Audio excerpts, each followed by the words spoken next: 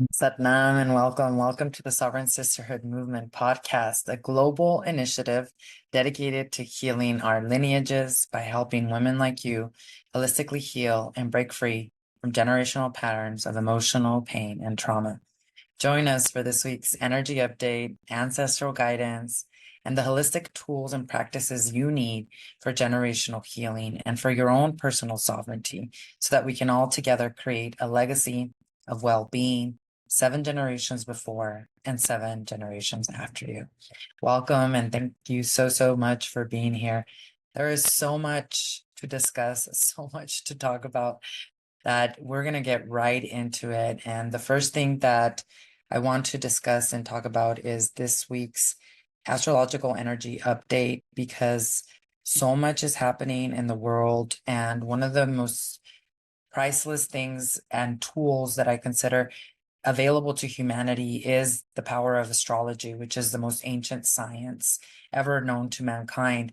And through these astrological insights, we can gain a lot of awareness, a lot of perspective as what's happening into our own lives, but also, of course, what's happening in the world, because as above, so below. And I want to touch upon what a lot of people are talking about, which is the situation that happened over the weekend with Donald Trump. And whether you believe that it was a staged situation where it was either staged by him or it was staged by the CIA, which there's a lot of evidence around that too. Regardless, the astrology of the week really explains why this is happening and also how to prepare. Because astrology is not like prophecy so that you could feel afraid. It's so that you can self-realize and then know what the energy looks like so that you can then prepare yourself mentally, physically, and spiritually. It's not there to basically make you afraid of the future. But when we look at the astrology for the week, this is something that I've been talking about for some time inside of my community, the Sovereign Woman or Sovereign Sisterhood Academy and the Satori Spirituality and Vitality. I've been talking about this week for a long time. I've been talking about how to expect a lot of volatility, a lot of very sudden, shocking events happening, especially as it relates to the United States of America. If you watched my podcast episode last week on the energy of July, I spoke a lot about the Pluto return of the United States of America and what that means as it relates to the complete collapse of the civilization as we know it. And if you go back to that podcast episode, you'll better understand what I'm talking about, and you won't be as surprised as to what is happening this week and also what has happened and what will continue to happen as we move through the end of 2024. So let's look at specifically what has transpired this week that would have caused a situation like the one that we saw play out on Saturday with the situation with Donald Trump. So first and foremost, on July 15th, which was on Monday, and you have to remember with astrology, the intensity of the energy is always about 5 days before and 5 days after. So sometimes when we have these very important transits, astrological transits, the events and incidents don't happen exactly that day, but sometimes it's right around that 5 day plus or minus window that I just shared and talked about.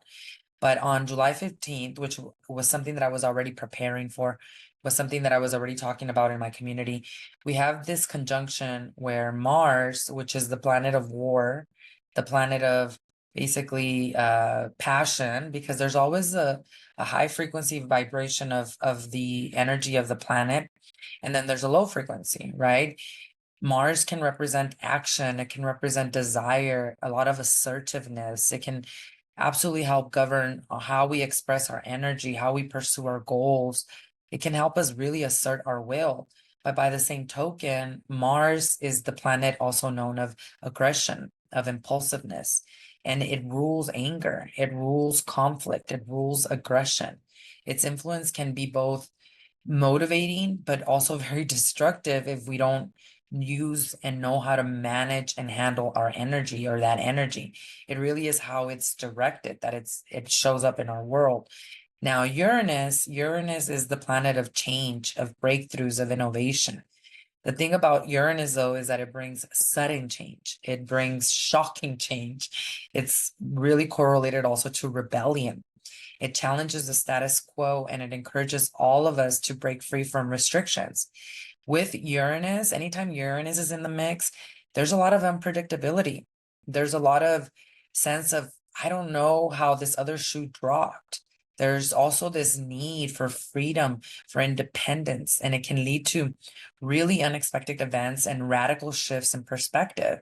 Mars conjunct Uranus in Taurus hasn't happened since the early 1940s when World War II was happening. Lots of violence, lots of cataclysmic things that were changing the perspectives of humanity. The last time it happened, Mars conjunct Uranus, not in Taurus, in a different sign, but still conjunct Uranus, was back in January, where we had that invasion or infiltration of the Pentagon. Remember when there was people that were very angry because of the results of the election?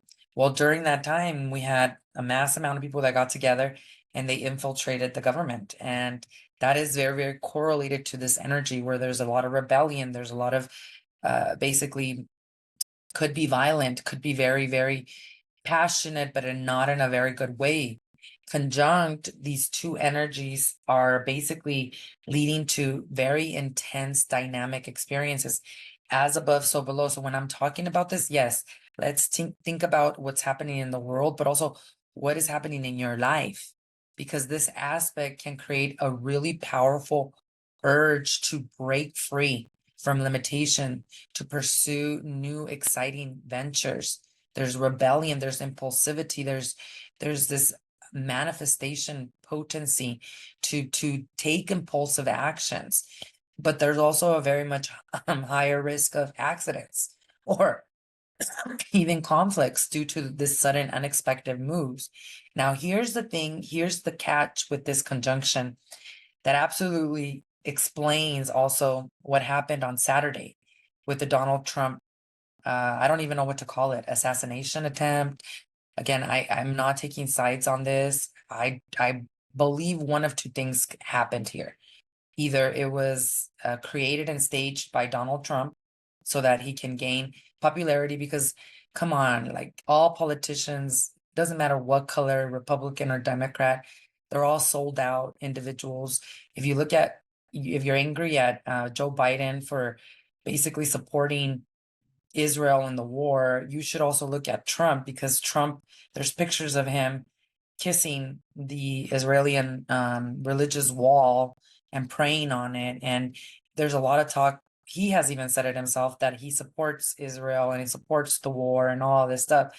So like they're both the same. There's not one better or the other. Now, I haven't tried intuitively to feel this, to try to understand it. Did he stage this in order to gain more popularity? Or what also could be a very huge possibility, and I intuitively still haven't made a decision on what I believe happened, but of course that it was staged by the CIA, that it was staged by the government, that it was done by the government to get rid of him, just the way it has been proven that JFK, for example, I visited the museum in Dallas, Texas, where all of his story played out and where the assassination actually occurred. And there's evidence, there's books now that prove that the CIA, the government, the United States government orchestrated this. And so I don't doubt that this also could have been a possibility, but we can't put either person or either party or anyone on a pedestal. We have to stop idolizing, and we have to look with the eyes of neutrality and truth, because the truth will reveal itself. With what the United States of America is going through, its Pluto return, you cannot hide from the truth, and it will ultimately be revealed to the world, and that is going to cause a lot of civil unrest. Now, during this conjunction, Mars conjunct Uranus, we also had this other very interesting star. It's not an asteroid, it's not a sign, it's not a planet. It's a star known as Algol that was at 26 degrees of the entire conjunction. And Algol is literally known as the demon star. It is one of the most notorious fixed stars in astrology. And its name is actually derived from the Arabic word Algol, which means the goal or the demon, and it represents the head of Medusa. In Greek mythology, we know Medusa to be like this gorgon whose gaze could turn people into stone. One of the best known stories of Medusa comes from the Roman poet Ovid, who talked about how Medusa was basically seduced by Neptune, who's Poseidon, also known as Poseidon, in a temple to Minerva, who is Athena. I visited the Athena temples in Greece when I was there, and they're absolutely majestical. I mean, it's out of this world how something like that could have been built. But basically, Athena was upset, and in revenge, she turned Medusa's beautiful head into this hair of snakes. And Medusa, she was both mortal and had the ability to turn men to stone, but she was also immortal. And Perseus was sent to cut off her head because she was so dangerous to humanity, or to men, basically. And the astrological influence of Algol, my God, this is absolutely always correlated with very intense energy, with determination, with fearlessness, but she comes with the reputation of a lot of misfortune, violence, assassination attempts. You look at other assassination attempts, they've happened under the influence of Algol. Extreme behaviors. It represents this darker aspect of the human nature, such as rage, such as revenge, such as chaos. And this is why this influence during this time is directly correlated with this assassination attempt of Donald Trump, or whatever you call it, right?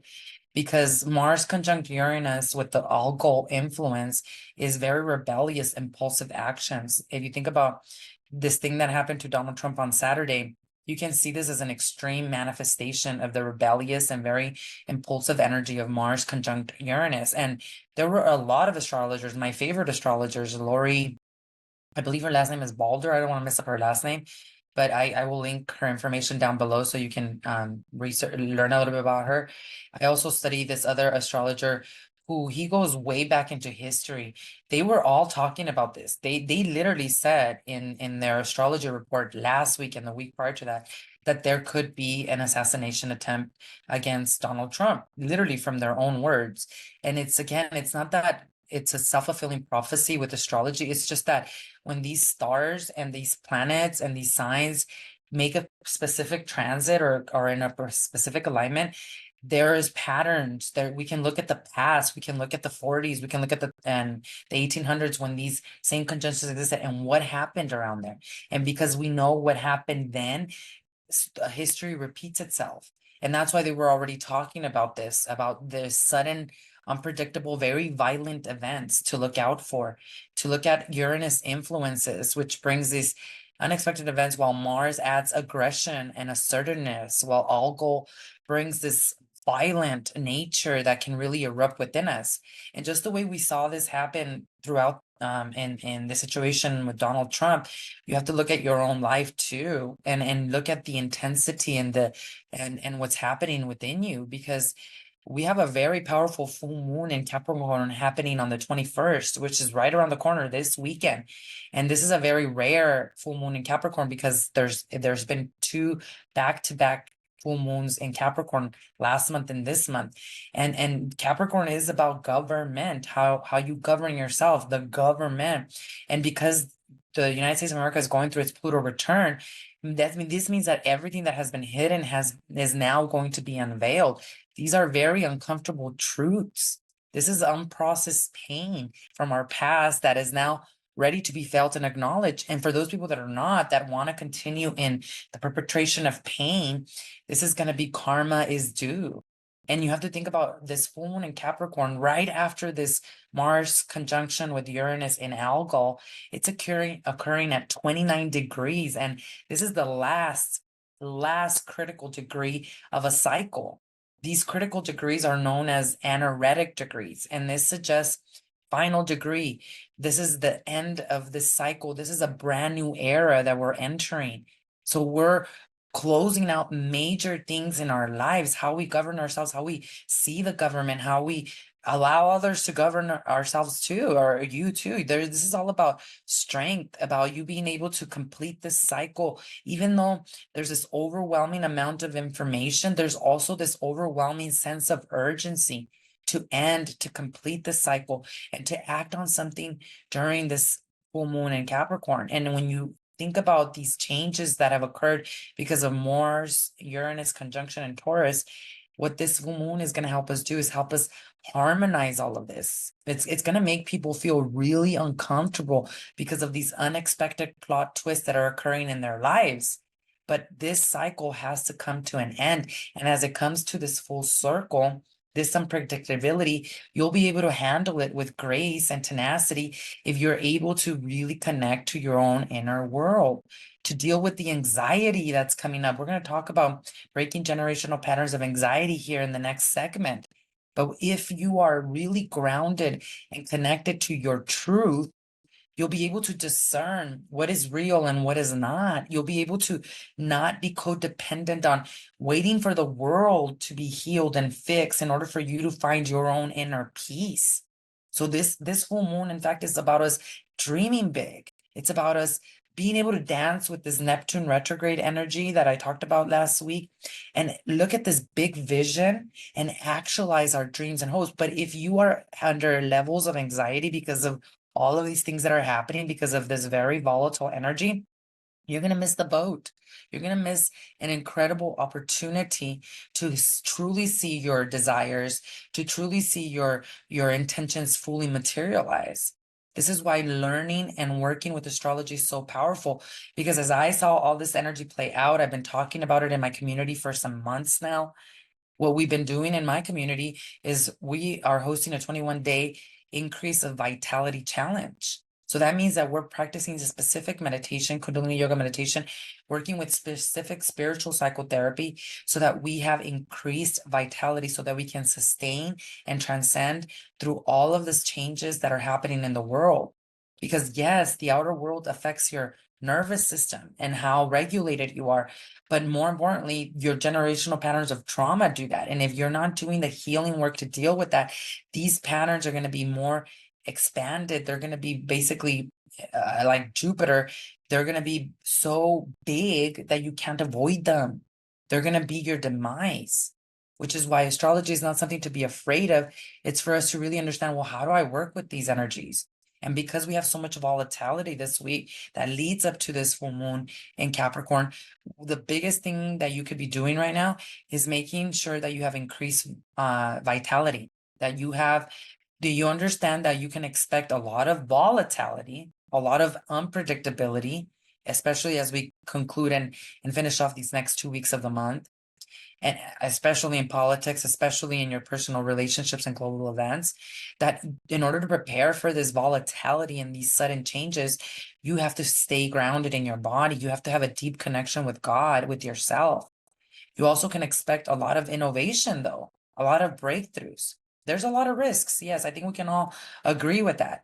But this transit of Mars Uranus conjunction plus the full moon in Capricorn, it's going to offer us a ton of opportunities for significant breakthroughs, for innovation, for us to embrace new ideas, new approaches, but proceed with caution. No need to run and compete. It's more of intentional, more of I'm using my intuition and I'm connecting my mind and body.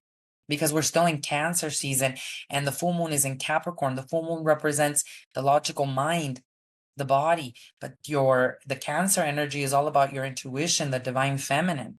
So expect a lot of emotional intensity, as we can see already in the world. Emotions are running high. They might be leading people to really impulsive decisions and actions where you're like, oh my God, I didn't expect this from you. Like, who are you? So it's crucial for you, especially this week and next week, to stay grounded, to really think before acting. And if you are somebody that easily gets triggered, then turn off your social media. Or please do not enter into spaces where you know there's going to be a freaking argument. Like, be smart, be intelligent about all of that's happening right now, because we're going to continue to see some serious political and social unrest. Expect protests, expect activism. That's the rebellious energy that's going to make people really, really unsettled.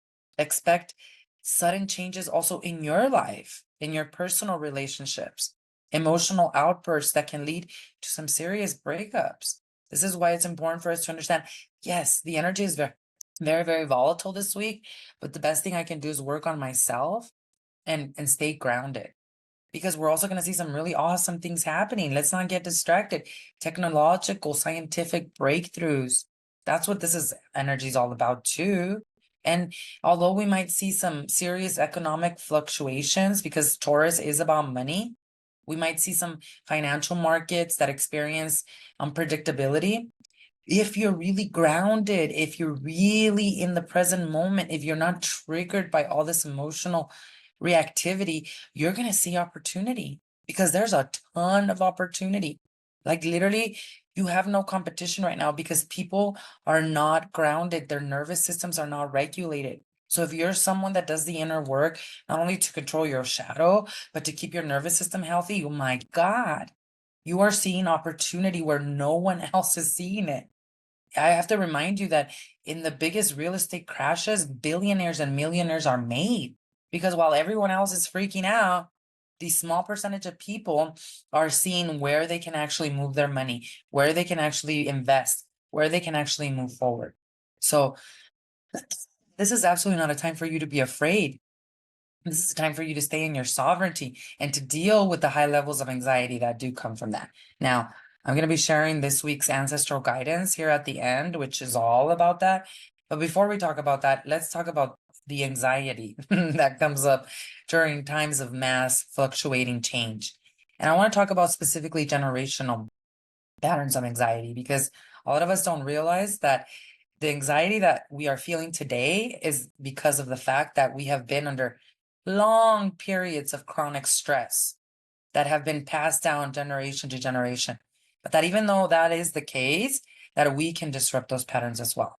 Now, let me take a quick drink of my coffee here so I can catch my breath, because I get super excited about these things, which then cause me to just completely go off and forget to breathe even myself. So as we move into this next segment, now that we've talked a little bit about astrology, I want to talk about generational healing and anxiety.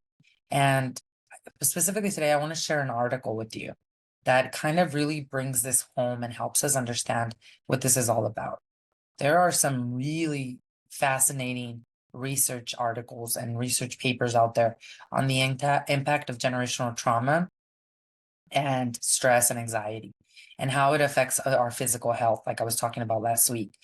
In fact, there was a recent study that was published in the Journal of Psychiatry, and this research explored how trauma experienced by one generation can alter the stress response in their descendants.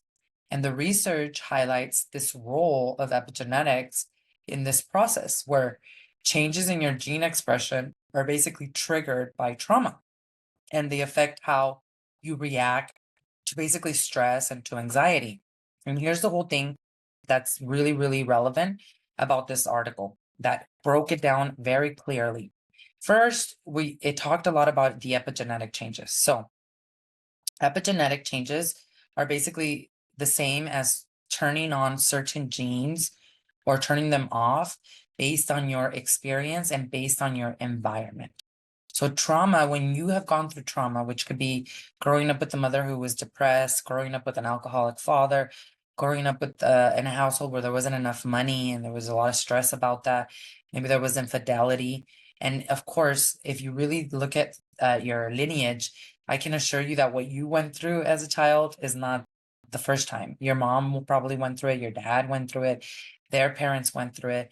All of this traumatic experiences absolutely lead to changes in your epigenetics, which means we're not a slave to our genes, but when we control our environment, which is our lifestyle, we can influence how specific genes turn on and how specific genes are turned off. So even if you come from a lineage of a lot of stress, a lot of trauma, by you doing the healing work of meditation, of basically controlling your environment in a way with what are you eating, your sleeping habits, your mindfulness practices, right? flow of energy and prana. By you controlling that, even if there has been an addiction gene in your generation, in your lineage, if there has been a trauma response gene where there has been a lot of sexual abuse, it will not turn on in you because you are controlling your environment. Now, of course, this is easier said than done because, if you've been through trauma, it's especially like sexual abuse, child abuse, it's very difficult to control what you eat. This is why you're addicted to any substance, and this is why you don't get enough sleep, or you're always tired. Like that's the root cause. So how do we fix that? If the trauma is what's causing these epigenetic changes, well, you have to start small, right? And you have to start with the mind. You can't. That's why a pharmaceutical is like, it's such a shortcut, but it's like putting a band-aid on a very infected wound. You didn't get to the root cause. So to give you an example, consider Sarah, for example, whose grandmother survived a war.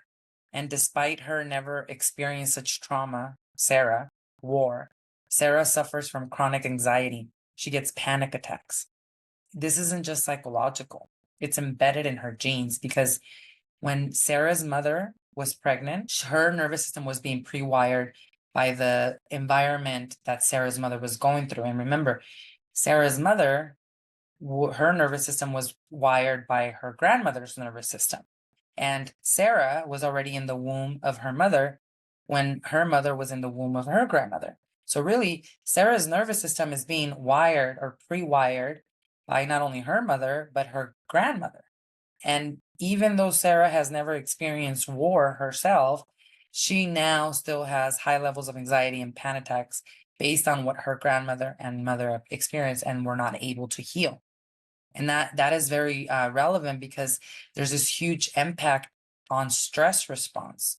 When we have altered gene expressions because we're constantly under stress without knowing it unconsciously, this makes descendants more susceptible to stress and anxiety. It predisposes you to chronic health issues. So think of it this way: Sarah's family has this history of high blood pressure and heart disease. Her constant state of stress and anxiety, despite living a relatively calm life, is linked to the trauma that her ancestors experienced. She didn't go through the same things that her grandma did. This is common if you look at studies done around Holocaust survivors or like other people that have their ancestors have gone through real serious issues like world wars and things of that nature. Like why 3-4 generations later does this person still have an eating problem? Because they went through famine. The ancestors went through famine. Why does this person have high levels of anxiety? Well, it's this chronic stress response. It's the fact that the ancestors have always been under chronic stress, but so have you, and so have your parents. And it manifests, like we talked about last week, in a lot of chronic health issues. It starts as chronic stress, and then it goes into anxiety. Then it leads to real serious physical disease, which we talked about last week. We're talking about cardiovascular disease, digestive problems, immune system dysfunction, and it goes on and on and on. Because when you endure significant trauma, you have other battles that have become physical, like IBS, chronic fatigue, all these different things that are imprinted in the DNA, but they only turn on when you are not managing the stress. It's about the chronic stress. That's the problem, that we're not managing our day-to-day stress. So understanding these connections emphasizes the need for holistic healing. The reason why you're under high levels of anxiety is not always just because of what's happening in the world, of what's happening in the government, in your job. It's this chronic state of stress that your mom has been under, that your grandmother has been under, your grandfather, your dad.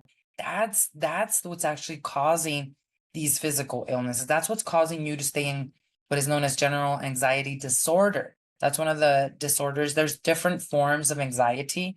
Today, inside of my close Facebook group, the Sovereign Sisterhood Movement, I went deep into generational anxiety disorder, how to actually holistically heal it, which you can join us there by clicking on the link below to really understand it. But generalized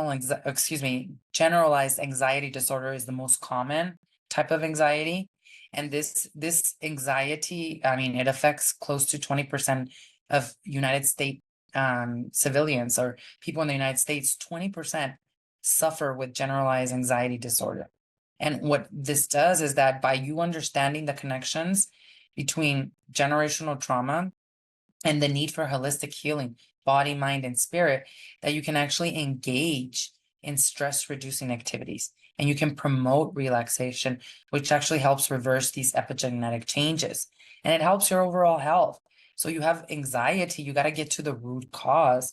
You have to have this foundational understanding of the science behind generational trauma and anxiety and how that's correlated to chronic stress and be able to not only understand it, but to really then understand what the solutions are. So now let's take a sneak peek into what this life healing session is all about in the Sovereign Sisterhood movement, which again, you can join us there. Because in the life healing session, what we did is we really looked at the scientific and the spiritual approach of generalized anxiety disorder.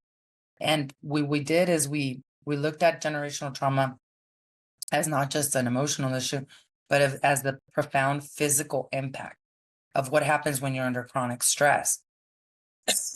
And one of the things that we looked at, especially in the life healing session, is it looked at the nervous system dysregulation, at what happens when you go through these patterns of chronic stress and you stay in these constant states of fight or flight. That's how the nervous system gets wired, right?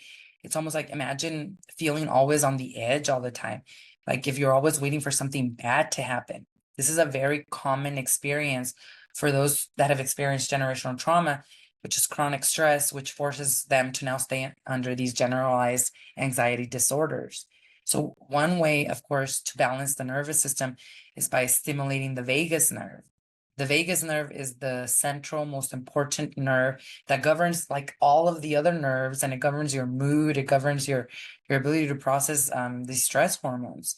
Like things like, for example, in Kundalini yoga meditation, which we talked about in the healing session, when you're chanting and you're placing your tongue on the roof of your mouth, this activates the vagus nerve. This activates specific areas of the brain.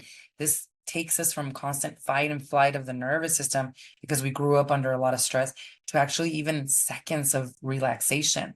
If even for a second you can get out of fight or flight and move into relaxation, if even for a second, this changes the way your genes express themselves. This changes the constant state of stress that you're under, so that you can then release the anxiety. If you don't deal with the chronic stress, you're always going to have anxiety. We also talked a lot about the impact of neuroinflammation, because neuroinflammation is caused by chronic stress, and that leads to anxiety and it leads to depression. This inflammation, which is the body's natural ability to heal itself, it disrupts the neurotransmitters in the brain, like serotonin and GABA, which are all vital for mood regulation. So if you have inflammation in the neurons of the brain because of chronic stress, that you don't have enough serotonin running through your system. You don't have GABA. You're running cortisol and adrenaline. And because of this, that's why you're always stressed out. That's why you're always anxious. So consider that constant brain fog, those low energy levels that many people report. This is a result of neuroinflammation. And this is where practices like Kundalini yoga meditation and like the specific breathing techniques, which we went over in the live healing session, can help reduce your neuroinflammation, which then improves mental clarity and it gives you emotional stability so that you are not constantly anxious. And as it relates to a spiritual perspective, well, the path of A Course in Miracles for me has been the path of salvation, because it teaches us the path, very clear path, like our brother Jesus Christ taught us the resurrection, not taught us anything about crucifixion. That's what they want you to believe. But this was a path of forgiveness in essence. Holding on to resentment and grudges, unresolved anger, it keeps us in a state of chronic stress, which then causes chronic anxiety. And through the process of what Jesus Christ teaches us in A Course in Miracles, which is the process of salvation through forgiveness, we're allowing ourselves to release these emotional burdens. We're reducing stress and promoting physical healing. That's the only way to do it. The reason why you have such high levels of stress and anxiety is because of the resentment those emotions of guilt. And you see, when it comes to generational healing, a lot of these patterns of abuse, whether there's childhood, sexual abuse, all these different things, they get tucked under the rug. No one wants to talk about them, and no forgiveness is ever done. There's a lot of resentment that is held. Yet, if we only understood that that is the main reason why these patterns keep repeating themselves, more of us would be more apt to do the dark shadow work, to do the work of forgiveness, not just to free ourselves from these shackles, but to free 7 generations before and afterwards. So inside of our life healing session, we also went deep into that. So if you're interested in understanding generalized anxiety disorder as it relates to generational trauma, how to heal it, both from a scientific and a spiritual perspective, then feel free to join us in our private Facebook group community for women, the Sovereign Sisterhood Movement, where you'll be able to participate in this healing session and learn very practical techniques to help you break the cycle of generational stress and anxiety. So check it out here by clicking in the link below. Which takes us to our last segment of today's podcast episode, which is our ancestral guidance, our ancestral reading for the week. I like to pull 3 cards to really prepare myself for the week, because tarot is an absolute powerful tool for divination, for self-realization, to understand yourself more, and it can help you really also navigate the energy for the week. And as I pulled the guidance for this week, it was very obvious that the ancestors were really reminding us of the power of sovereignty and reminding us of just how much inner work we have done, so that we don't feel like we're victims in this world.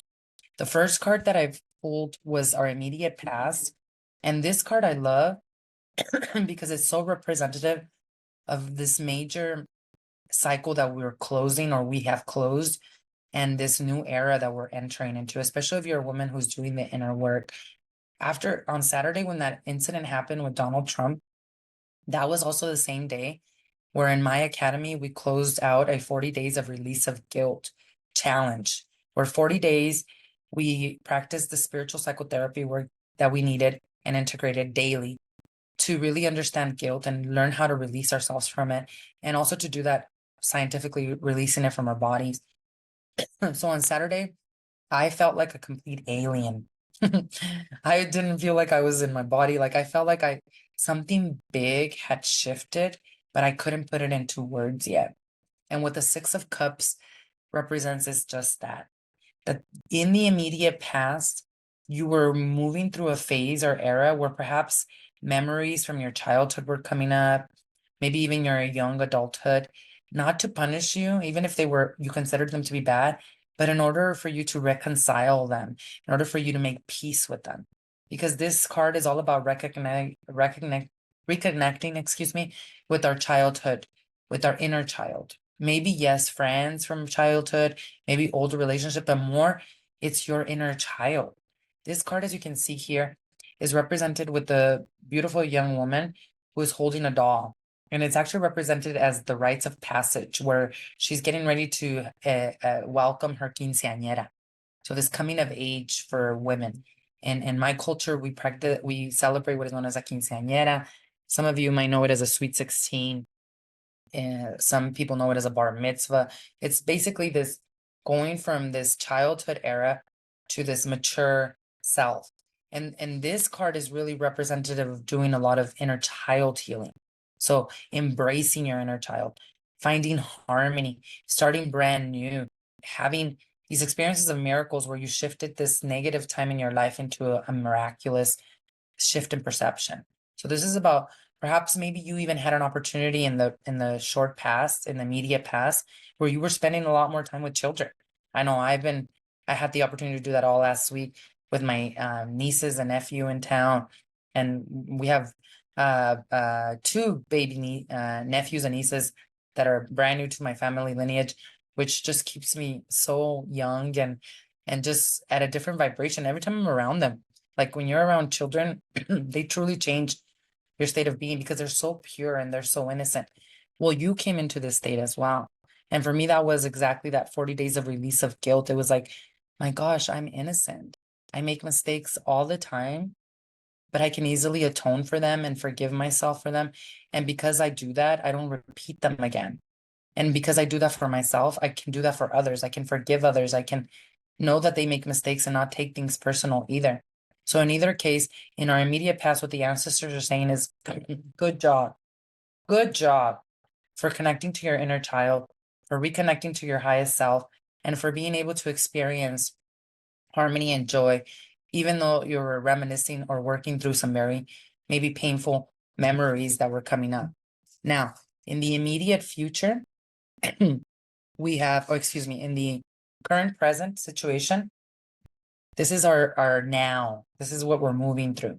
We have the High Priestess upright, and this is such a sacred card, such a sacred card, and such a sacred message because this is the guardian of the subconscious mind.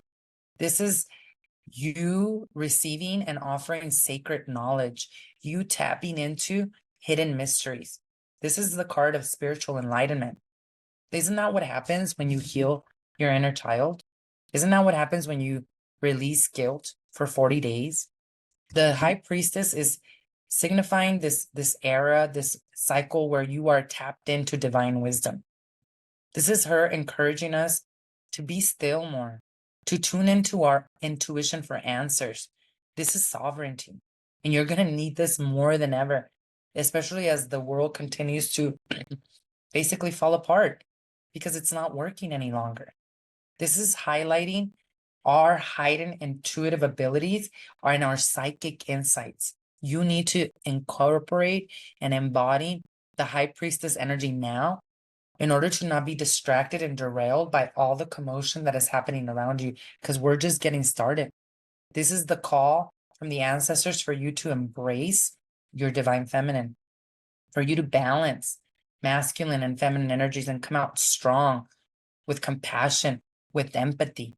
This is about you trusting your own inner guidance, not needing to go out there for the answers. And the reason that is because you've made peace with your inner child. Now, in the immediate future, we are being cautioned. We've reached this new level of spiritual awakening. We've reached a new level of healing that we've never reached before. But in our immediate future, we're going to have to be more aware and more grounded as it relates to our emotions. Because the third card that came out is the Knight of Cups. And this is about us birthing a creative project, but not ready to give birth. So maybe we're like in the 8th month of pregnancy. This is about us spending time visualizing rather than implementing ideas. And the reason why is because so much has changed. Like I said, we took a quantum leap. This is a brand new era, especially if you're a woman in my community or someone who's doing the inner work. So there is new value systems. There is new ways that you are expressing yourself, that you are finding ways to communicate. Remember, we're closing out the cycle on the 21st of July. So you might not be ready to give birth yet. You might be spending time more visualizing, more implementing ideas in the back end, where you need to ground these ideas into reality by really planning out resources, time, cost, whatever this looks like. This is a potential also, because there's so much coming at us right now, for emotional instability, for moodiness. Very important for you to not compare yourself right now, because this disconnection can cause you also to disconnect from reality, where you are possibly in this illusion where you're fighting unmet expectations due to over romanticizing situations. And Neptune being retrograde right now until November is not going to let us do that. That's why I feel so uncomfortable. In either case, we need to be careful about emotional instability, about our moodiness. Why? Because we've come a long ways. We've come from a time of inner childhood healing where we are owning our power. And this feels strange. We're so used to having a hurt inner child, not being intuitive, not trusting ourselves, that now we're entering into this whole new arena. And you're like, oh my God, I think I know what I want to do. I have this intuitive pull. I have passion, Mars, but why do I still feel emotionally unstable? Why do I still feel a bit of an imposter syndrome? So what the ancestors are telling us this week is they're saying, look, you come from a journey of inner child healing. Own it. Accept it. Be proud of it. You found joy in past memories You brought something to a close about your childhood, about your past.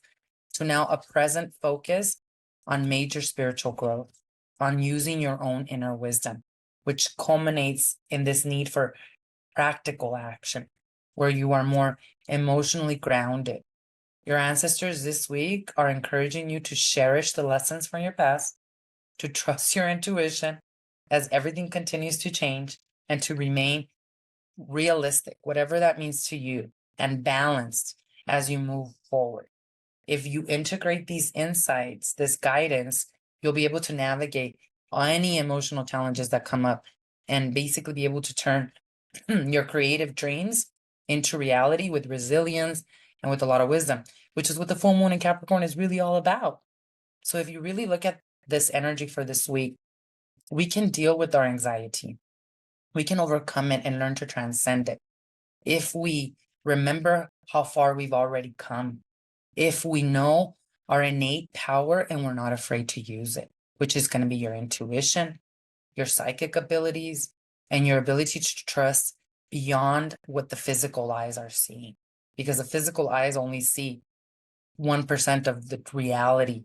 The reality is what you are projecting from your mind. So if you heal your mind, your reality changes, which is what the ancestors are telling us to do this week. So if you'd like to find out more about how to treat generational anxiety disorder, like I said, you can join us in our free private Facebook group community where I went deep into that and offered you some techniques. And like I said, prepare yourself this week also for unpredictability, breakthroughs, things that you never thought would happen happening, and know that you are more than enough and positioned in a way to not only transcend whatever comes up, but to alchemize it and use that energy to create something beautiful. Thank you so much for joining us this week on the Sovereign Sisterhood Movement Podcast. Together, we're breaking generational cycles. We're creating a legacy of healing for 7 generations before and after. Please remember to post any comments, questions below here in the comments. I will link the things that I mentioned in this podcast episode so you can go check them out yourself. And above all, remember that your healing journey is not just a gift to you. It's a gift to your children, your parents, your ancestors, and future generations. Until next time, take care. Satnam.